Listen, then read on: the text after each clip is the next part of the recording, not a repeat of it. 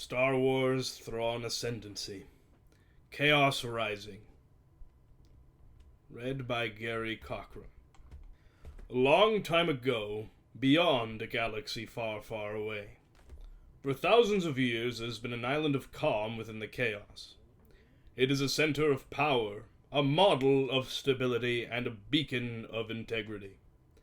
The 9 ruling families guard it from within. The expansionary defense fleet guards it from without. Its neighbors are left in peace.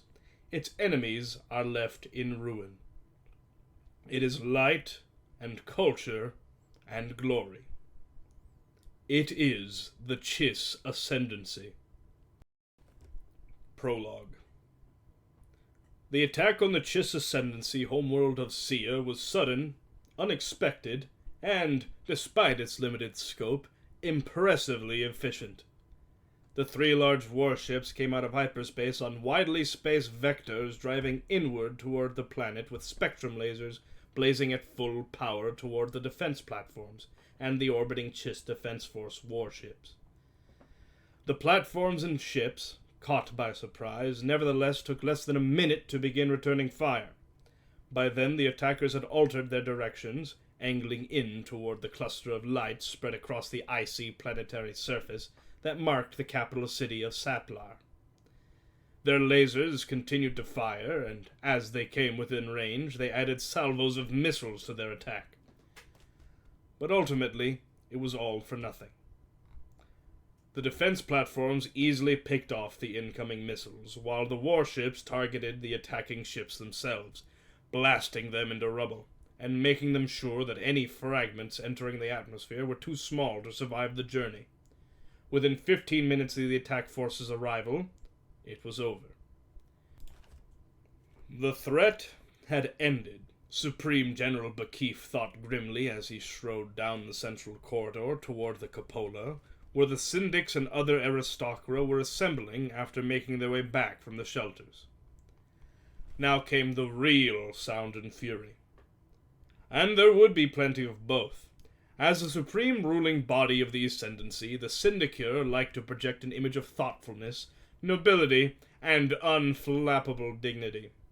Most of the time, aside from the inevitable political wrangling, that was close enough to the truth. But not today. The Syndicure had been in full session, and the speakers had their own private meetings scheduled for later in the afternoon, which meant nearly all of the Ascendancy's top-level aristocrat had been in the offices, corridors, and meeting rooms when the alarms sounded.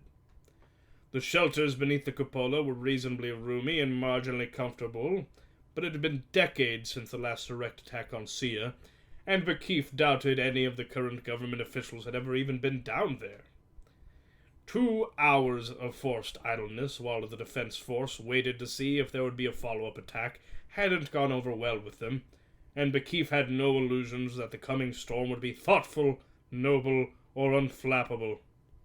He was right. What I want to know, the speaker of the Usa family spoke up after Bakif had finished his report, is who the aliens who dared think they could get away with an attack against us.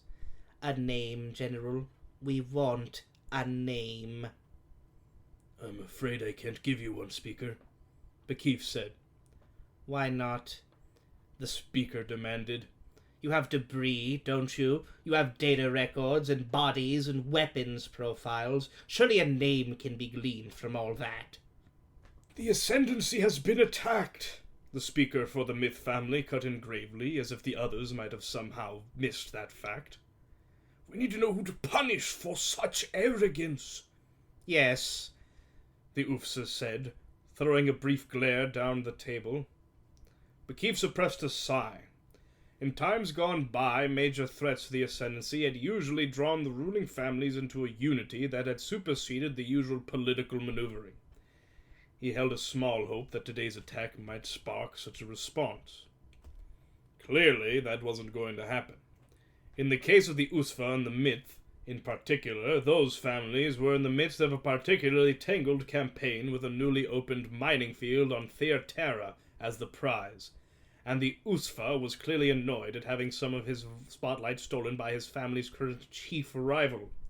More than that, he added, his glare daring the Mitt to interrupt again.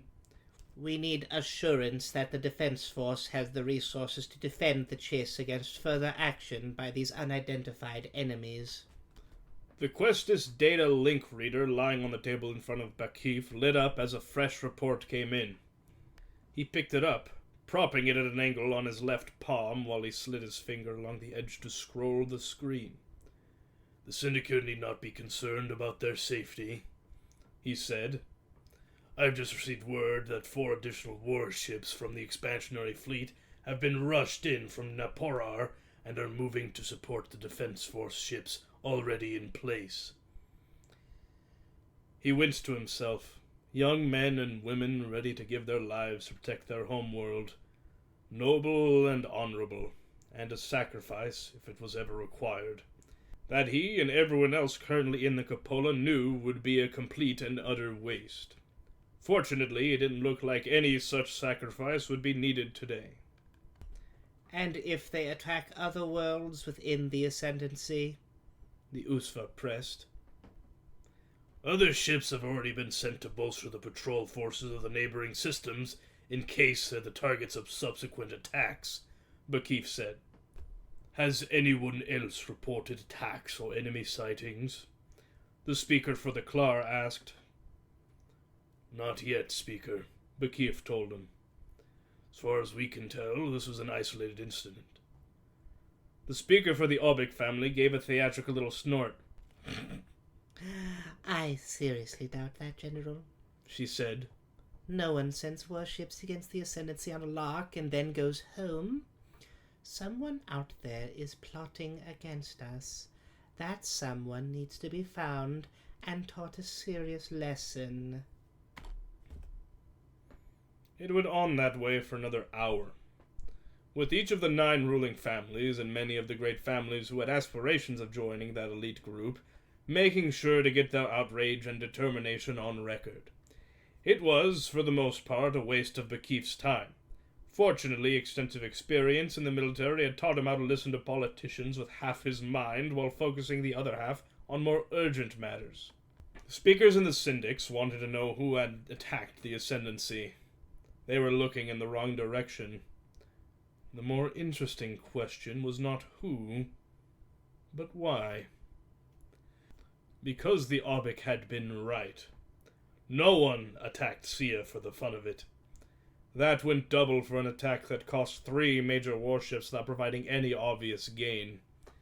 Either the attacker had misjudged badly, or else he'd achieved a more subtle goal. What could such a goal look like? The majority of the Syndicate clearly assumed the attack had been a prelude to a more sustained campaign. Once they finished their posturing, they would undoubtedly start urging the Defense Force to pull its ships inward for the protection of the major systems. More than that, they would probably insist the expansionary defense fleet likewise withdraw from the borders to augment them. Was that the goal? To keep the Chiss looking inward and not outward? In which case, bowing to the Syndicure's demand for security would play directly into the enemy's plans. On the other hand, if the Syndics were right about this being the start of a full-fledged campaign, leaving the expansionary fleet out in the chaos would be an equally fatal move. Either way, if they guessed wrong, it would be too late to correct the error by the time they knew the truth. But as Bakif weighed the possibilities, it occurred to him that there was one other possibility. Perhaps the attack wasn't meant to draw the Ascendency's attention from something that was about to happen, but to distract it from something that had already happened. And that possibility, at least, he could look into right now. Surreptitiously, he keyed a search order into his Questis. Midway through the cupola session, as he continued to make his soothing noises to Aristocra, he had the answer. Maybe. One of Bakif's aides was waiting when the general finally made it back to his office. "Were you able to locate him?" Bakif asked. "Yes, sir," the aide said. "He's on Napara undergoing his final round of physical therapy for the injury sustained in the Vigari pirate operations." Bakif scowled. Operations that, while successful in a military sense, had been a complete disaster on the political front. Months later, many of the aristocra were still brooding over that whole mess. "When will he be free?" "Whenever you wish, sir," the aide said. "He said he would be at your disposal whenever you wanted him." "Good," Bakif said, checking the time. "Half an hour to bring the Whirlwind to flight status, 4 hours to get to Naparar, another half hour to get a shuttle down to the Chiss Expansionary Fleet Med Center. Inform him that I want him ready in 5 hours." "Yes, sir." The aide hesitated. "Do you want the order logged, or does this qualify as a private trip?" "Log it," Bakif said.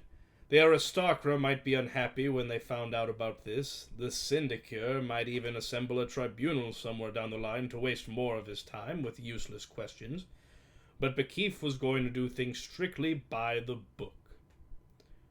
"Order from Supreme General Bakif," he continued, hearing his voice drop into the tone he always used for formal orders and reports.